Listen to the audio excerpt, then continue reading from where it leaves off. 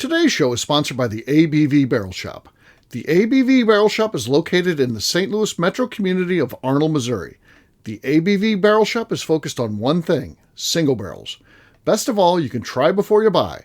Head over to abvbarrelshop.com to sign up for their email and text distribution so you know what they have in stock, what classes are coming up, and who from the industry may be coming in to visit. The ABV Barrel Shop. It's where single barrels live. We're also sponsored by the Bar to Go. The Bar to Go offers traveling minibars that are no bigger than a small purse or toiletry bag. Best of all, they are fully customizable so you can create the perfect piece that is unique for you. If you own your own business, what a fun and unique way to promote what you do. Check them out online at thebar2go.com. That is the number 2 in the Bar to Go. If you have wholesale questions, call my friend Isabel Clark at 504-481-1297. Finally, we are sponsored by the Neely Family Distillery. NFD is a family-owned business that keeps ringing up awards in the spirits world. Head to Sparta, Kentucky to experience the family history, award-winning spirits, and meet the Neely family. Check them out online at neelyfamilydistillery.com. Now, on to the show. Let's drink!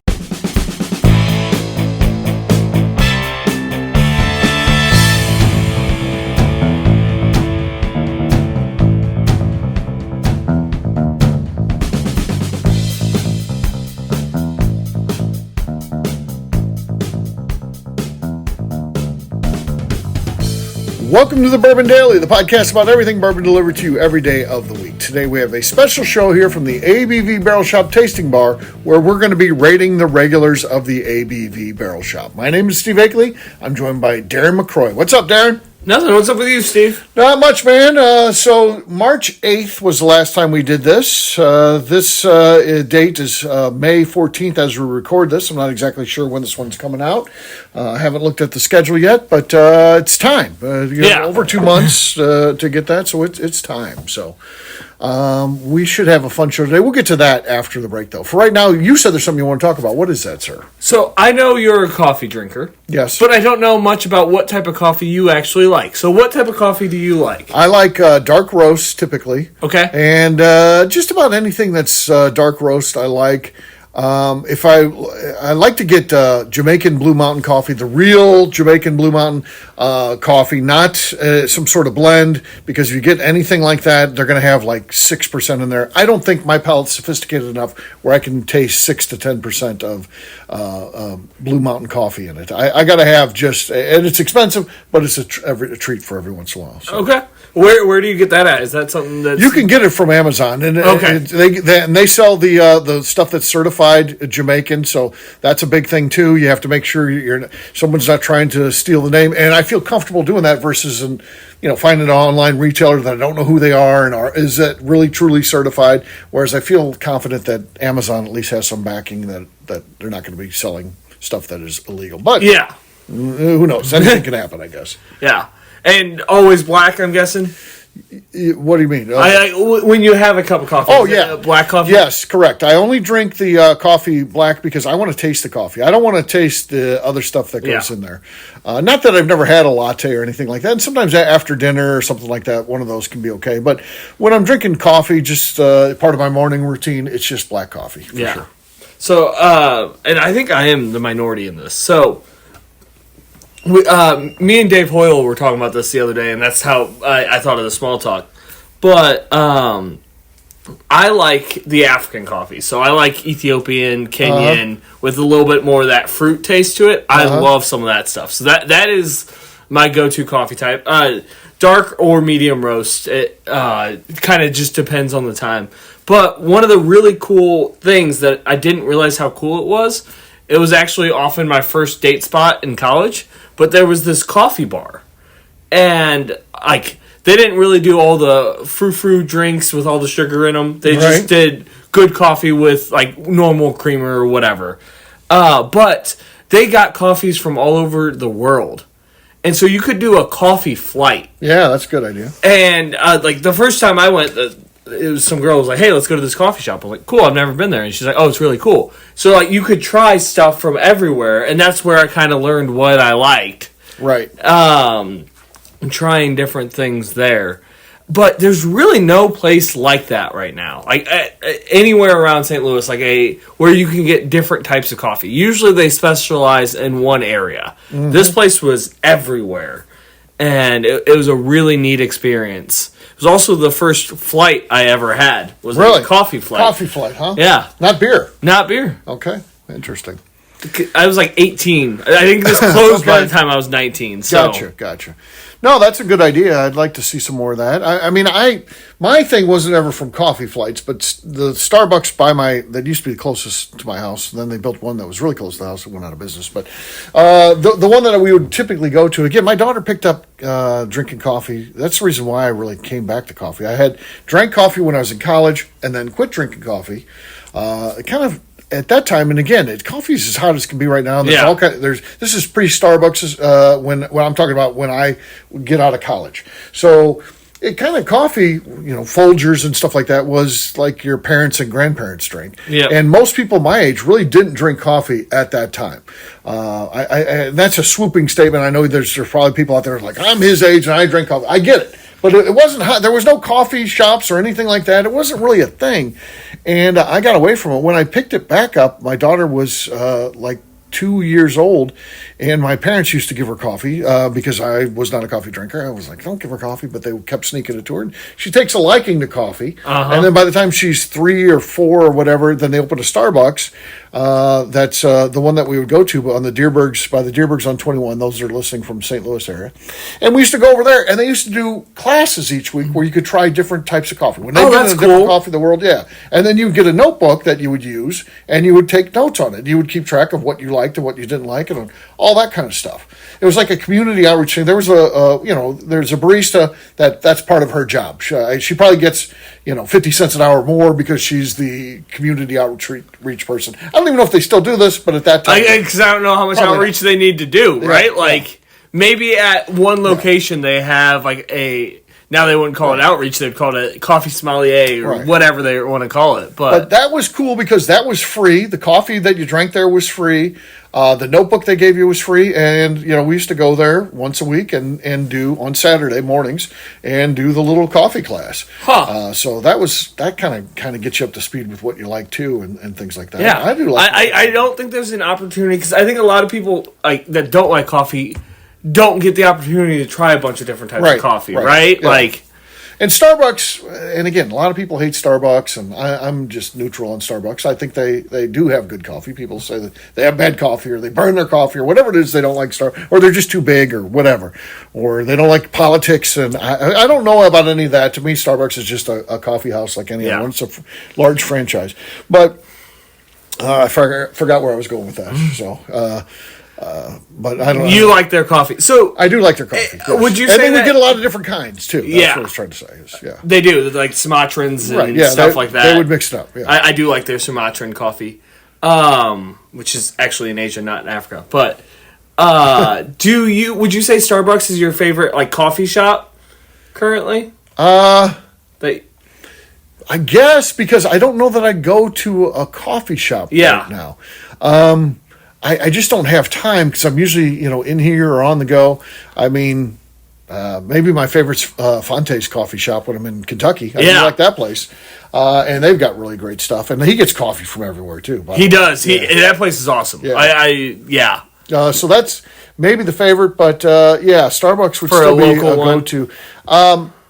Some of these I thought were just okay when you get into your scooters and stuff like that. But this new one called whatever it is that they're putting one by the Barrel Shop. Yeah, I have interest in that, and I'm very hopeful about it. Yeah, I haven't gotten a coffee from them yet, but I've gotten a fruit lemonade drink, and that was really good. So okay, so that could become my new favorite hangout. So, yeah. I love Caldi's coffee. Caldi's, okay, but I don't know how much I love their coffee. It's good. But they have a really good banana bread. And so, when you're needing coffee and a piece of banana bread... That's your go-to. Yeah. Yeah. Okay, that's interesting. Yeah. And it's quicker than going to Starbucks. Every Starbucks by my house is packed. They are crazy. Cars wrapped around the drive-thru. You can't stand when you get in. But I'm not on that I hate Starbucks train because they're Starbucks. Right. They created the coffee shop coming back. Like They did. we wouldn't have these other cool places without them. So I always have to go back with Starbucks. So I have a fondness for them, even as a big company. And when you get so big, you certainly lose touch with people. And again, they probably aren't doing those community outreach things like they did. Because again, as you get bigger, you just get too big for a lot of that kind of stuff. But why I like them, I remember when going back to that era when we started going to Starbucks, and Howard Schultz, the CEO at the time, the guy who founded Starbucks, he was getting interviewed, and he talked about the fact that they always offer, and I hope they still do, I don't know for sure, but they always offered health insurance for their employees, which I think is good. So many part-time jobs or those type of service jobs don't offer that for their employees, and man, it's tough to make a living. Forget everyone talks about we need to be $15 an hour or higher now. The important thing is the insurance at the end of the day. You can wipe out everything you've got. Even if you're making $15 an hour and you don't have health insurance, everything you buy can be wiped out in an instant. So, yep, that is very true. I had a lot of respect for him for committing to his employees to doing that from the get-go, really. So I think that's pretty cool. And he talked about the reason why he did that is his dad didn't have health insurance. He had a job where he didn't have it, and he got sick, and it decimated his family. So I thought that was pretty interesting. So that's why this company, when we Jim and I were starting, I was like, if we ever hire anybody, we have to offer insurance. Okay. So I did not know that's where it came from. That's where it came from. It came from Starbucks. So if you hate Starbucks, they're not all bad. They're not the evil empire. So whether you like their coffee, that's up to personal taste. And of course, people get mad at their pricing and stuff like that too. They just changed everything with, it's hard to compare them to 7-Eleven with coffee machines going on all the time that are selling a big glass for a cup of coffee for 99 cents or whatever it is. Yeah, it's different. Have you seen the new QT coffee bar that they're putting into places? God. QT. That's a cult. Well, okay, sure, I'm a part of the cult. Whatever. Right. It is also the easiest gas station for me to stop at on my way in because I drive past the gas station by my house before I realize that I need gas. But the one up here at Merrimack Bottom Road has it put in, and it's like a tap.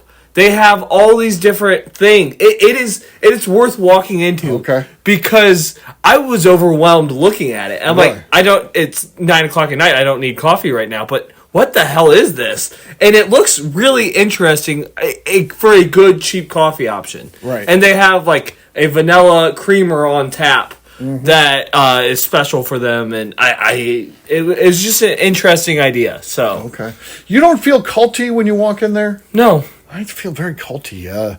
There's something just a little bit off. I feel like I'm at home. My radar goes on when I go in there, and it's your cult radar is stronger than anyone else's in the world. It is. There's many businesses that are legitimate fronts for cults. I'm very in tune with this. Southwest Airlines. I think people are finally catching on. Southwest isn't the darling that it used to be. So they've changed things around a little bit. Yeah, the free bag. That was that's a dagger there. I mean. Again, I'm cool with being a part of a cult if I like the benefits. Right. I love flying Southwest because of the free checked bag. Yes. I always put out a reminder that's always would be the stuff that people would kind of come after you with. They'd say things are cults. But cults have good parts of them. There would be no cult where everything's shitty. They treat you like shit. They strip away all your money and your self identity and everything about it's bad. No, they hook you with the good stuff. Right? Yeah. There's some way of cool offering things that they do that get you. So do you think Menards is a cult? I don't know anything about Menards to know enough. I'm not sure. I don't know. See, because I could get behind it with Menards for it, being a cult. I don't know enough about them. I've never been into Menards to my knowledge, and so don't know. QT definitely a cult. Who else is a cult? Costco. Costco's a cult, 100%. I think they even admitted it at this point. I've said it enough; they admitted it. Who else sets off your cult radar? Chick-fil-A, definitely a cult. Again, it's a chicken sandwich, and it's okay, but it's not like I don't feel like ownership of it, that it's that great that I got to tell everybody, and just love it. And again, they seem to be nice employees, but they're just a little bit culty-like to me. And then even how they do things so different. I stopped in Chick-fil-A today. I had to go to the bank, and it's right across. It's in the same shopping center as Chick-fil-A. I had to get something for lunch, so I popped over there and got that. And they do things like totally different. Like you pull up there and you're not looking at a board. You're looking at a lady holding up a box that has a menu, a small, tiny menu on it. You're not looking at the full size board like when you're ordering through any other fast food restaurant. Yeah, but do you actually look at the menu? Yeah, I don't go to Chick-fil-A, and I usually go in there to get like the breakfast sandwich. But this, I don't typically go there for regular meals. So I go there, and I'm looking at this lady's waist. Because it's around her neck on a thing, and you're staring. She's right outside my car window, and I have to stare at this woman, and I just see nuggets, and I was like, "You got chicken nuggets? Do you have chicken strips too?" And she's like, "Yeah, number 4." Oh, okay, there it is. There it is. I was looking over it. Sorry. So I order that, and then what's your name? And then I say my name, and then she's like, "You got how are you paying? Cash or card?" I'm like, card. She's like, "Oh, you can pay here then." And she takes my money. That seems somewhat efficient, I guess, though it's the awkward of staring at this lady's midsection to look at. See, I think where they really get their efficiency is most people that go to Chick-fil-A are a part of the cult, as you're saying. I'm not part of the cult. And know what they want. So then I pull forward, and a guy stops me, but hand out, stop. Now he's halfway between where the thing used to be. He's just like right when I get past paying. I was like, I paid with the card. Why do I have to stop now? And he rolled down he gives me the roll down the window thing, which again, the international roll down the window thing is the circular hand motion, which I don't have the crank windows, so I was a little bit confused because he wasn't pushing a button. But anyway, I figured it out. So I rolled down my window, and he's like, "Your name's Steve, right?" I said, "Yes." He's like, "Okay, you're good. You can proceed." So I proceed to the thing, and you get there surprisingly quick to the drive-through. Then there was like a couple cars ahead of me, and then I get up there, and then the guy walks out, hands me the drink that I ordered, and says, "You're gonna have to pull up to the white line." And I said, "Here goes the efficiency. It's over." And sure enough, I had to sit there. Like 4 or 5 more cars went through behind me, and then finally the girl who I saw make 2 trips inside finally goes in and gets my chicken strips. It seems like they'd have chicken strips all the time. Well, and then she came out with a second drink, and I was like, in all honesty. The guy gave me the drink when I first went through, and she's like, "Okay." She was handing it to me. She's like, "Okay," and pulled it back. I assumed they're going to throw it away. I just wanted to be honest, but I wanted the second drink. I was going to give it to you, but I didn't get that because she snatched it out, and it has a sticker on there with my name, so they're not going to give it to someone else. I don't think they can get the sticker off. I don't think. Yeah. So that's fair, right? I think gonna defend Chick-fil-A a little bit here. I don't love Chick-fil-A, but I do eat there a lot because there's one right by my house and they're quick. This is the kind of stuff that people who are involved in cults do, though. But if you're those 5 cars behind you and they all ordered chicken sandwiches, which they just got done cooking, and they're 1 chicken tender short, right? Instead of making all those cars wait, they have you pull up and have... Don't forget about me.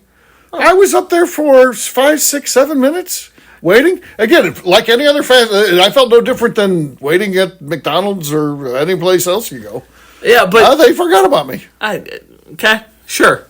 That's what happens. Chicken cooks instantly. They weren't going to give you raw chicken. I was there at 12:03, I think, or something like that.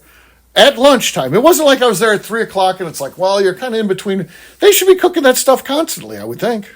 I think they are. I think they just constantly need time to get it done. Uh-huh. I think it's a volume issue. I think that is where their efficiency lacks. Is they don't have the volume to produce all what they need at the same time during a lunch rush. Yeah. I think that their efficiency is... my experience wasn't any better than going through anybody else's drive-through. At least in this thing. I typically go there in the morning, and they don't have the thing set up with the people girl, out there yet. Yes, yeah. When I don't go there and there's not a girl with a thing around her waist that you have to look at to order, and you don't pay out there. It's normal. You know, there's you're talking to a box basically, and then you drive through The old school way of. But they do have the same where the people are running the food out and stuff like that. That's kind of the same. You don't get it passed through a window. They come out a door and then hand you your stuff. Yeah. So that's the same, but you pay up to that is kind of the same as always. It's the old school drive-through way, and I get it that you're not ready to fully commit yet, but everyone started doing this too. McDonald's, if you go there during their lunch rush, does this now most of the time. This place up here will be doing the having people take the orders. So the Chick-fil-A by my house is more busier than this one. Easily. I've never seen as many people as the Chick-fil-A by my house. And they will have 4 people out there taking orders at a time. And so, my biggest complaint about that is the cars get, somebody tries to cut in line and then the orders get a little messed up. But they always, because they write down what car you have, so it doesn't matter. They only ask for your name for a polite thing. They do the color of car, unless there happens to be 2 of the exact same make and model right next to each other. Right. Yeah. I see it says Steve and Gray Sedan. Yeah. But I don't know. It's to me, the whole thing is no better than anything else. I think they're convinced that it is better, but I don't know. I'm not sure. If they could cook the food faster, then that would be more efficient in my mind. Or have it ready to go at lunchtime. I mean, I don't know. I don't have to pull up and do the drive up of shame. Yeah. Which is what I said to the guy, too. I was like, I got to do the pull up of shame. Yep. Yeah, I did. I just sat there. And see, I don't know the tender's response rate, but the sandwich response rate is really good. Which is gotta be. They have to have a ton of those. Yeah, because you don't wait for the orders to come in. You're just making them. Yeah, because they're gonna get ordered. Yeah, I would assume. Yeah. So yeah. I'm just I don't know. I really hate fast food, but it's tough to get around here. It's not like I can go to a sit-down restaurant. Yeah. And I bring my lunch some days, but every once in a while, if you're out anyway, I tend to grab something. But I don't know what the answer is. I kind of hate fast food because that again, 4 chicken strips, and they're not huge. It was like a huge meal. 4 chicken strips and a lemonade was $11 and something. Yep. I mean, that's a lot. Especially when you can go to a full-service restaurant and get that, and it's better. I mean, I know people think Chick-fil-A is the gold standard for what food should be, but it's still fast food to me. I think I think most people think they're the gold standard for fast food. No, what's Whataburger is the right answer. Whataburger's fucking fantastic. Yeah. I think Whataburger is the most overrated burger place. No, I didn't love burger's it. like this big. Well, yes, but it's not that much better than anything else. It's better than Wendy's. I guess when I went to Whataburger, I was still eating Five Guys all the time, and so I was comparing it to Five Guys, which they're not the same price range, right? Like, Five Guys is basically a 5-star meal at this point. But yeah, I don't love the Whataburger Five Guys sauce. will cost you over $20 for one person, which is insane. But I don't love the Whataburger sauce, like the whatever sauce they put on their burger. I don't think it's the best. Which the sauce is the most important. I don't eat the sauces, so I don't know about that. I'm aware. I figured that. So I don't know anything about their sauces versus anybody else's. I just think they're the best. Who do you think is the best? Yeah, if I had to give, let's go because no order. So it's no order. What are the top 3 fast food restaurants? And they have to be chained, not just like Lion's Choice is not appropriate because it's only here in St. Louis. It has Lion's Choice would be on my list. Yeah, so Lion's let's just Choice. acknowledge that. But again, right there's most people that are listening don't even know what Lion's Choice is because it's a St. Louis thing. So, are we going to define fast food as you have to have a drive-through? Yes. Okay. I'm going to go because that eliminates a couple of my options. I'm going to go Taco Bell, Chick-fil-A. And I will go. I was thinking places like Subway, and I was thinking places like Panda Express, which there are some Pandas with drive-thrus, but the drive-thru experience is awful. So, not going to say that's an option. Oh, Raising Cane's. Raising Cane's, okay. I love Raising Cane's. The chicken is all right, but everything else you get is fantastic. Okay. I mean, I think Whataburger has to be on there.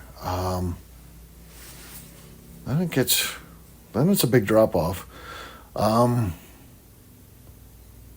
Maybe Wendy's. Yeah. I like Wendy's. Did you see that they're changing the Frosty? No. They're adding like mix-ins and like there's like 15 new flavors of Frosties. I'm like, that's not a Frosty anymore. Right. Frosty is vanilla or maybe chocolate ice cream. Yeah. Yeah. Pissing me off right now. Yeah. Third one. So I got Wendy's. I got that. I would have to look at a list of fast food places.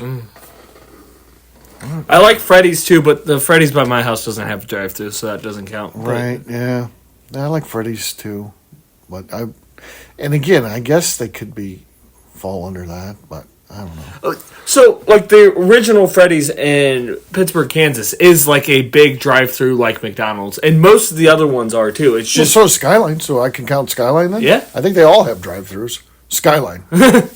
I'll tell you what, you get fast service there. Yeah. Yeah, you sit down there and make it. So that's the big three. Skyline, then Skyline, Whataburger, and Wendy's. Are you a Shake Shack fan at all? Yes, but I view them as different too. I don't know. They're kind of Five Guys-ish to me, right? Yeah. Kind of like, and Freddy's even. Kind of like that next, it's a hybrid. It's not quite sit down, but it's not quite McDonald's either. It's somewhere in between. And I would throw the Subways and the Quiznos. Quiznos doesn't exist anymore. Qdoba. I love Qdoba. And you can get your food fast. And if you're eating not in the restaurant, you're in and out of there in 2 minutes, right? Mm-hmm. It's faster than a drive-thru. But it just isn't quite the same. It's that just chain restaurant, I guess. Yeah. Is chain the way to call it. I guess, yeah. Yeah. Which I'm anti-chains like Applebee's and all those places, Olive Garden. I don't even know how they exist. I would never eat at one of those places, unless my only caveat is if I've had because I do road trips. If I've had a long day of driving and that's right next to the hotel, yeah, I'll just walk over there and get. And not getting in a car again, right? Like, there's always that mode that you're like, I'm not getting in it. And you're most likely to get someplace like that next to your hotel versus a very cool local restaurant. So it's really a Missouri thing. Like, all the Cyberg's restaurants are by hotels. Right, yeah. Max Local Eats is right by a hotel. Yeah. Like, why can't I just stay in a hotel in Missouri? Right, like, yeah. If I'm staying at that one where, like, Max is right next door, that'd be the best accident ever. I know, yeah. I agree. But, it seems to be a St. Louis thing that we just put, like, all of our good chains by restaurants. Yeah, which is a good way to get to know but you got to be skeptical, I would think. But it's like, what is this restaurant? But find some good food for sure. There's that hotel in Valley Park, and it has a Joya's Deli within walking distance, and a Piscetti's and a Sugar Fire. Like, it's a good representation of what St. Louis has. It is. Yeah, that's pretty cool. All right, what we'll do next, we'll take a quick break, and then when we come back, it'll be time to rate the regulars. That discussion went on longer than we thought.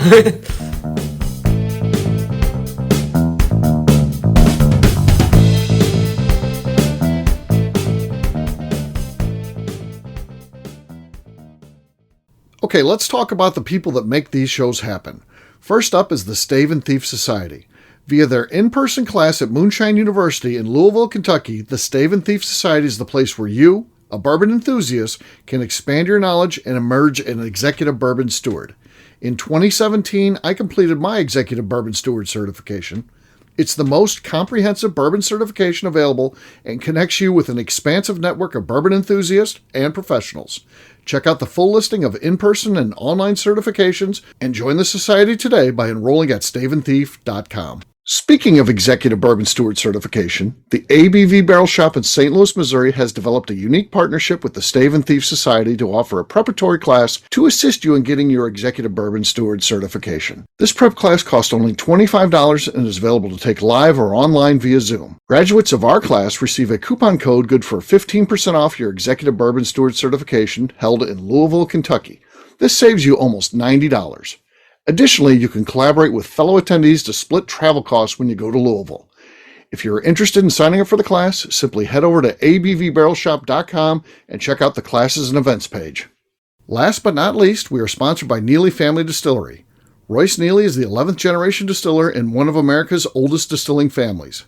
A visit to Neely Family Distillery takes you through family history, where you can see all the artifacts and newspaper clippings through the years from this family that started distilling in America after James Neely arrived from Northern Ireland in 1740. Today, Royce Neely and his team are crafting some of the best spirits in America. Their bourbon and absinthe offerings keep winning top honors in the spirits competitions. Recently, their absinthe made history as the first platinum winner in the absinthe category at the San Francisco Spirits Competition. Neely Family Distillery is definitely a bucket list destination if you are a bourbon fan. Learn more about their spirit offerings, visiting their facility, and the awards they have collected over at NeelyFamilyDistillery.com. And now, back to the show.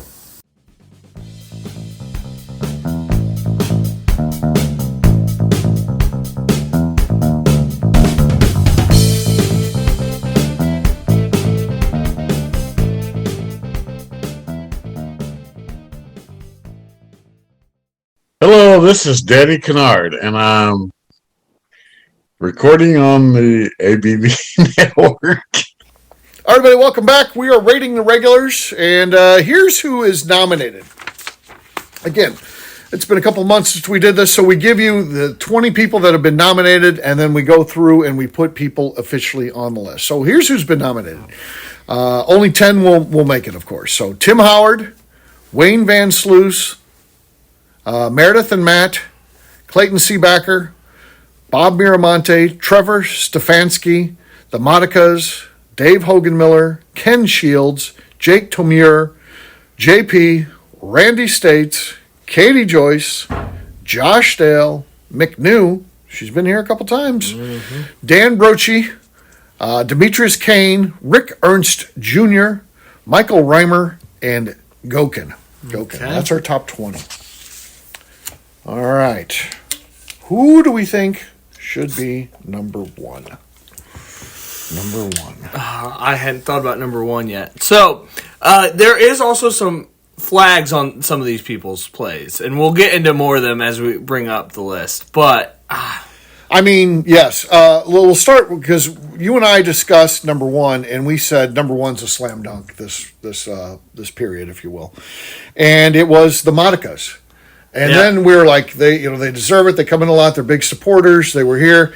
And then we also remembered that Matt canceled Kite Day, which is going to be our biggest event ever. People were so excited about it. People went out and bought kites. We are getting hate letters about canceling Kite Day. It is really not acceptable. So the Monicas get the boot. Based on that's their penalty. They have to sit out one period. Yep. So they're not eligible, they made the top 20. They took a good hard spot away from someone that worked hard to get in the top 20. Yes. And threw it away by canceling Kite Day, which is going to be so much fun. Oh, the fun we would have had. Yeah.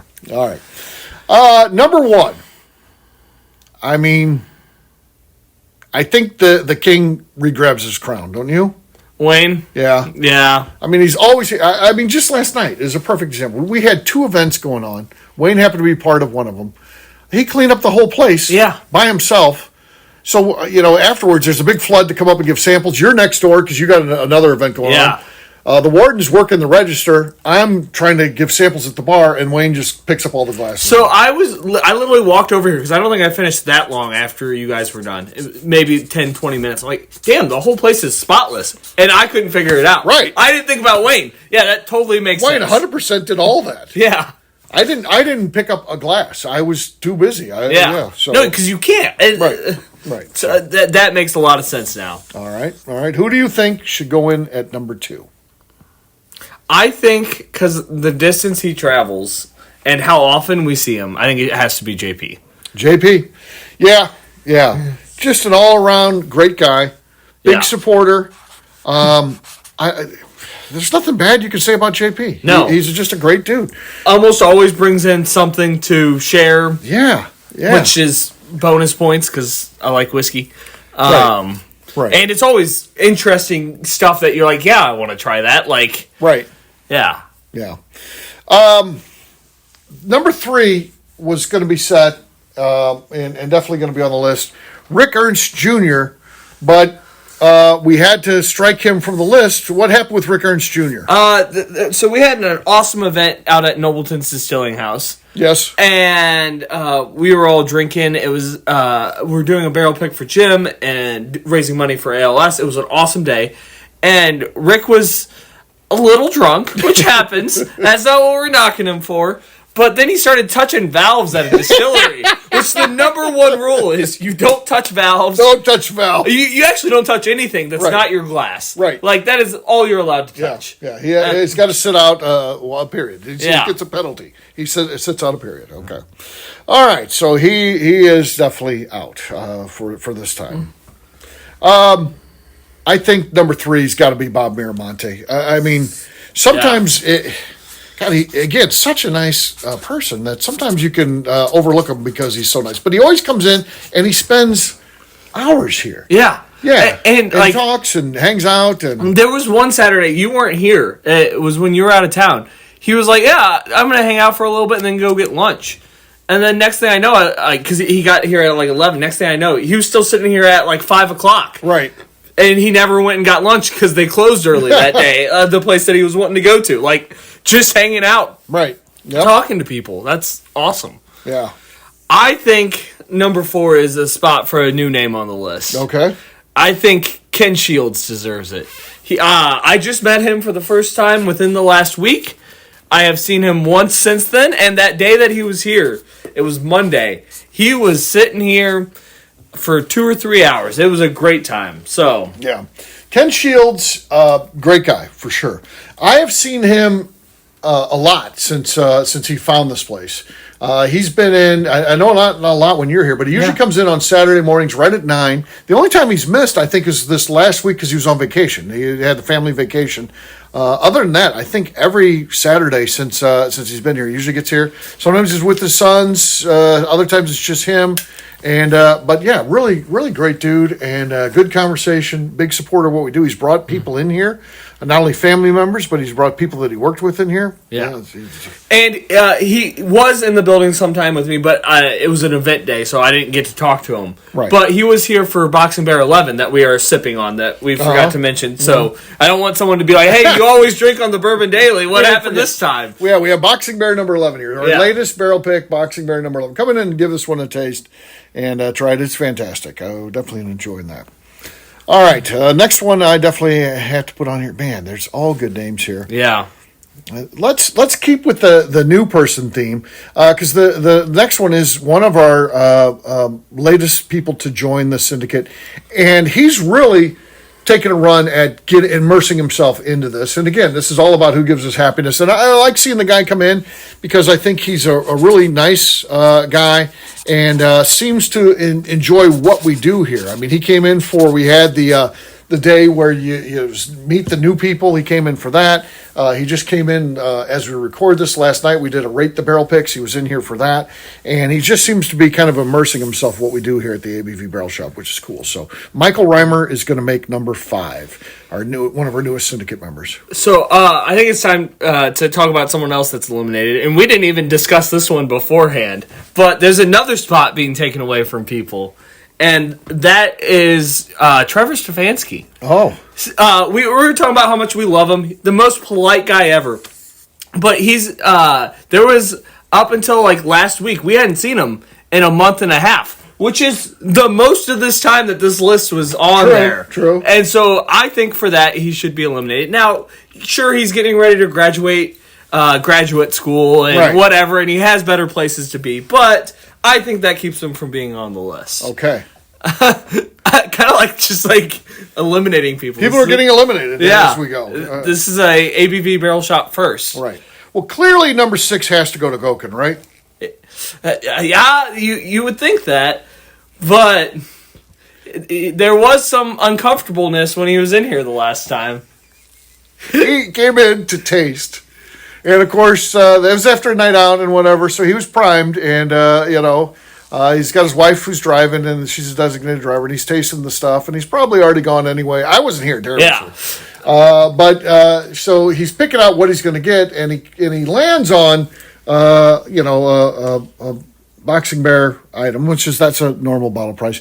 But then the two other bottles that he got were both our hazmat picks. One cost $150, the other $135. And his wife, when she saw that, referred to him as a fucking prick. Yeah, and yelled at him immensely. Yeah, he got in trouble. Yeah, which he denied everything, by the way.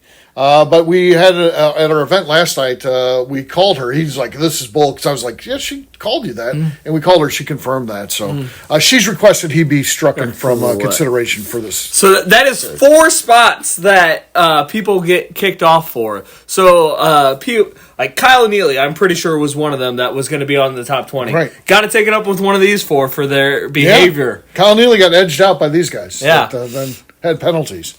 All right, who do you want at number 6 then? I think she should have probably been higher. McNeil.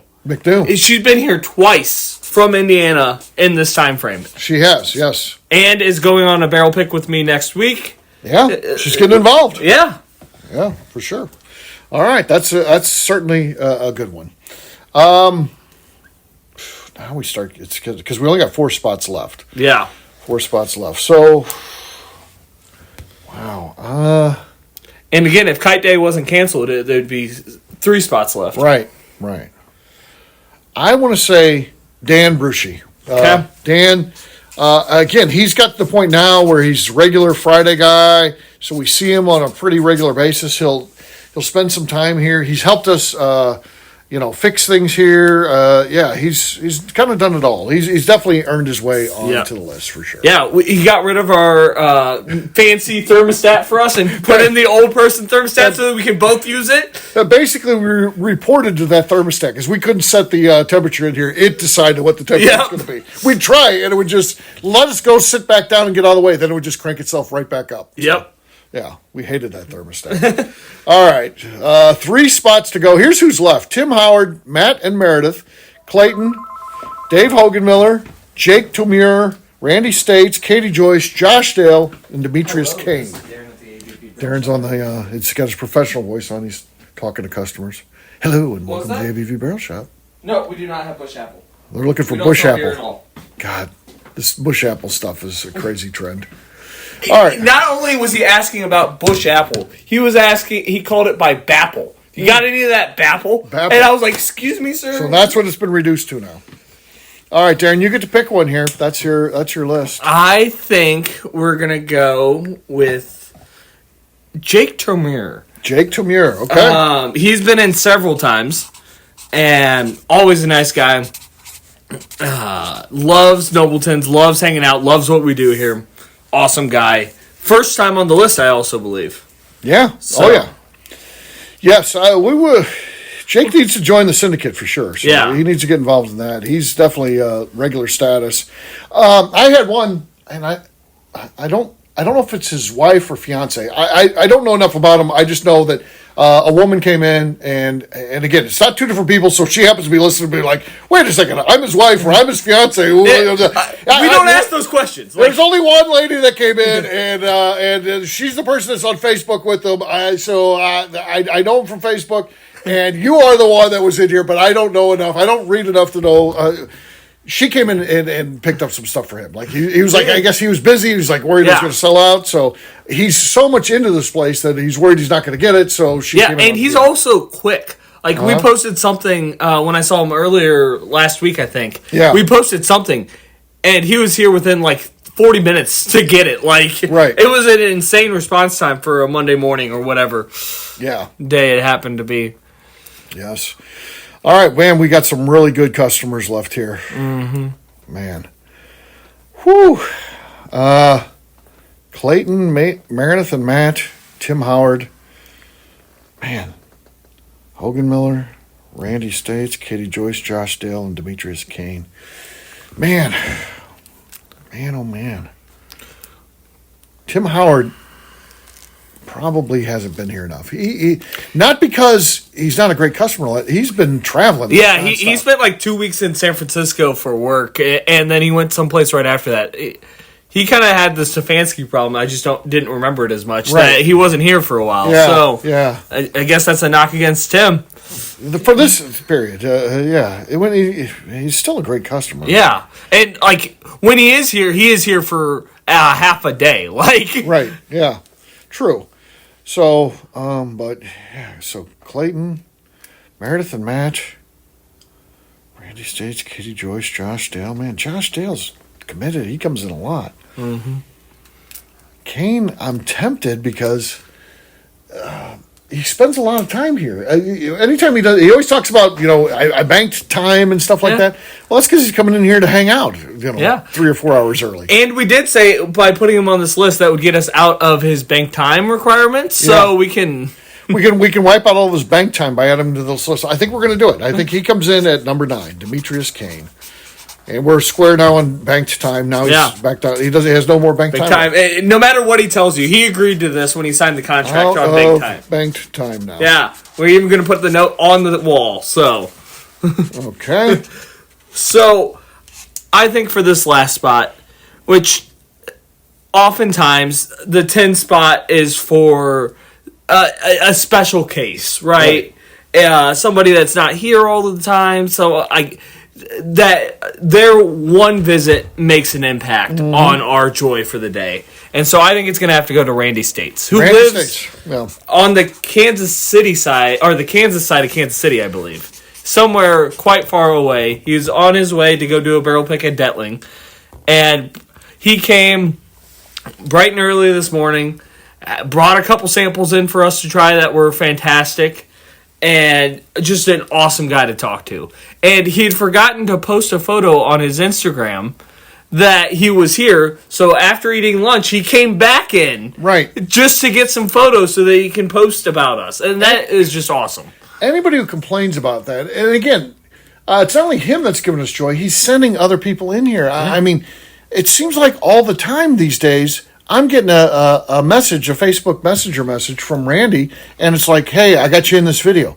It was a Bruzel video recently where he's at a festival, and he's got a barrel, he's dumping bottles in. He donated an ABV Barrel Shop barrel, was talking about the barrel shop, and he's in there that. Yeah. He sent in like a guy who has his own YouTube channel, and Darren, you were here for that one. Yeah, and the guy just came and hang out, and he's like, Randy sent me to come hang out, and there's several other people, too, that I'm forgetting at this moment. But, he's really sending people in. I think he's sent the most people in from the furthest away. Like, if you take the distance per person that he sends in, like that one guy that he sent in with me is from Denver. Yeah. So he's also hasn't signed up yet for the anniversary party. Not that he's not coming. He's trying to get together a group. So he's just trying to get a whole bunch of people to come with him. Yeah. So once he gets that figured out, then he's going to buy the tickets for everybody, and again handle the logistics of that. That way, he takes care of the 6 tickets or 8 tickets or whatever it ends up being. Yeah. And that's even work too, because then he's got to collect the money from the people and all that kind of stuff. Not even to mention he's not in here all the time, but several times in this time frame he's called. Yeah. And I either asked questions or just needed some information about things. And so I talked to him on the phone probably more than I talked to anyone else. Right. Just about things that are going on at the shop, because he's always up to date on what's going on at the shop. Yeah. Yeah. So there you go. Here's our top 10. This is the order. Wayne Van Sluis sits back at number 1 yet again. JP at number 2. Bob Miramonte, number 3. Ken Shields, number 4. Michael Reimer, number 5. McNew, number 6. Dan Bruschi, number 7. Jake Tomure, number 8. Demetrius Kane, number 9. And Randy States, number 10. That is our top 10. What a great list. Unfortunately, we left some really great people out, and that's the restrictions of only putting it 10 at a time. But that's why we do this. It's the fun of doing it, and hopefully everybody just continues to view it as a fun thing and look forward to who we picked, why we picked them, and that's why we do the show with it as well. So it's not just a static list. You get to see the background, the thought process, and what we go through to get this out there. So there you go. Also, it will be probably at least 2 more months before we do this, so don't be canceling any kite days in the next 2 months, and you might have a shot at getting on this list yourself. There you go. We'll wrap this one up as we always do by talking about where people can find us. Darren, we'll start with you. Where can people find you? You can find me on Instagram at The Bourbon Adventures. All right, for me, I'm an easy guy to find at Steve Akeley, Twitter, Instagram, or Facebook. I've got a website, steveakeley.com. We've also got a company website at thingsabvnetwork.com. Check it out. Everything that we do is out there. Previous shows, blogs, so much more. abvnetwork.com. Come by and see us. The ABV Barrel Shop, the place where you can try before you buy. We're online, abvbarrelshop.com. That's it for today. We'll have a brand new show for you tomorrow. Looking forward to that. Until then, take care, everybody. See ya. Bye, y'all. Peace.